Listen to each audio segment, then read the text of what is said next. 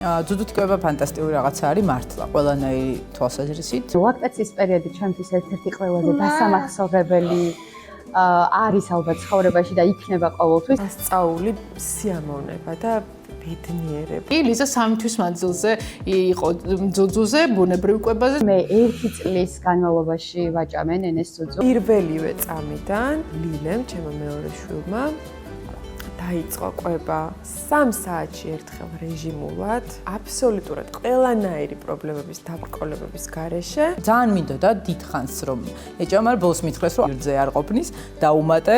მიუხედავად იმისა, რომ იყო ძალიან რთული, რადგან უკვე 3 თვის როცა შესრულდა გავედი სამსახურში. 3 თვის განმავლობაში ყოველ 3 საათში ერთხელ მქონდა ის რაღაცა სასწაული, სიმბიოზი, რაღაცა ის რიტუალი, რასაც ქვია ძუძუთი კვება. ის ყველა დეპრესია, ის ფოთვები, რაც ჭირდა და როგორც ჭირდა ხოლმე რაღაცნაირად გადავიდა. ეს იყო, რა ვიცი, აი მართლა ალბათ საფუძველიც იყო ისე იმ ურთიერთობის, რაც ჩვენ დღეს გვაქვს რა ერთმანეთთან მართლა დარწმუნებული ვარ, რომ აი ეს პირველი ესეთი ჰარმონიული კონტაქტი, რომელიც ძუძუთი კვების დროს დგება, მე არის ძალიან ბევრი რაღაცის საწინდარი და მოკლედ გირჩევთ.